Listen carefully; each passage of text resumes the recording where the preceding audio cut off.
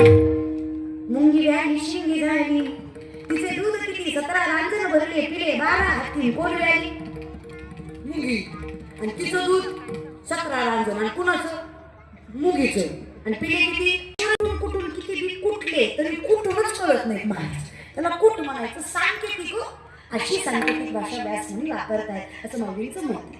माऊली म्हणतात काय जास्त करू नका, असुनी संसारीची वेगळी कुकरी, वेदशास्त्र भारी भारी सदा, वेदशास्त्र भारी भारी सदा, वेदशास्त्र भारी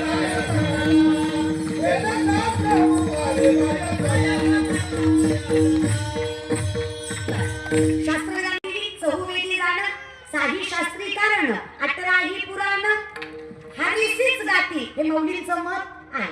म्हणजे शास्त्रवेद सांगतात तुम्ही प्रापंचिक कर्म करता ठीक आहे, नैतिक कर्म करता ठीक आहे, तुम्हाला प्रायश्चित्त कर्म करायचंय ठीक आहे, 4 प्रकार सत्कर्माचे, तुम्हाला जे जमतंय ते कर्म करा, पण तुमचं कर्म असं असावं, विठ्ठल जरी स्थळी भरला रीता ठाव नाही उला, आजीव्या दृष्टीने पाहिला विठ्ठलाची.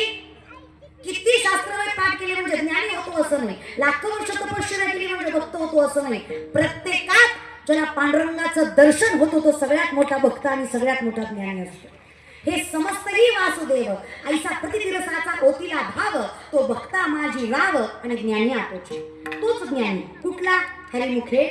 नाही तर विचार करा, ज्ञानीचं ज्ञानी म्हणले असते का माझ्या जीवीची पंढरपुरात बोलतात कोण हे विचार करा.